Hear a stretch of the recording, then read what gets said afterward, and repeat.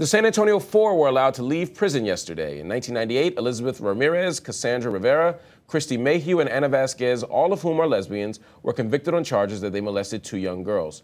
Ramirez, the girl's aunt, was sentenced to 35 years in prison. The rest of the women were sentenced to 15 years, but they never stopped fighting for their freedom. Eventually, their case caught the attention of civil rights advocates who argued that the convictions relied heavily on faulty witness testimony and a prosecution steeped in anti-gay stereotypes. Joining me to discuss the story of the San Antonio Four is HuffPost staff reporter Saki Kanafo. Saki, good morning. Good morning. Tell me about the San Antonio Four. They were freed yesterday. How and why? Well, they tried to get the attention of civil rights advocates and of the press for years and years. For a long time, no one responded to their calls for help, but eventually a college instructor in Canada independently began to research the case, and he became convinced that they were innocent. He eventually reached out to a civil rights advocacy group, and before long, a number of very good lawyers were on the case, and they were able to prove that they were convicted using faulty evidence, essentially what they call junk science, and that anti-gay bias did play a role in. Talk to me about the anti-gay bias, because that was such a key part of the trial. What was said, what was done, and how did it change the tide for the jury and for ultimately the defendants? Right.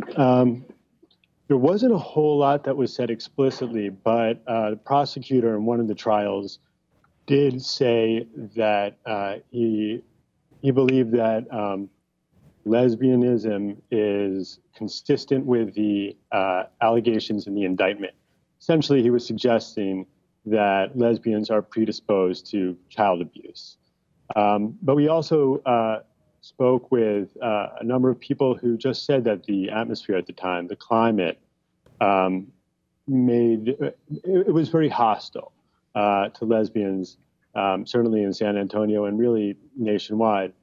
And the lawyer noted that if the women had been junior league members, the investigation probably wouldn't have gone very far. People would have thought the allegations were preposterous and they would have dismissed them. But as he put it, he thought that because they were lesbians, investigators and people down the line may have thought, well, you know, this is strange, but anything's possible. They're not like us. Anna Vasquez had already been released on parole last year. How does this decision affect her? This decision doesn't affect her directly, but she is hoping, as they all are, that their convictions will eventually be overturned. And that is, in fact, the next step, right? That they're going to fight for the convictions to be overturned, for expungements, et cetera. Right. They're hoping to be exonerated. Absolutely. Well, thank you for the update. We'll keep all of you updated on what's going on with the San Antonio Four. Safi, thanks for joining us.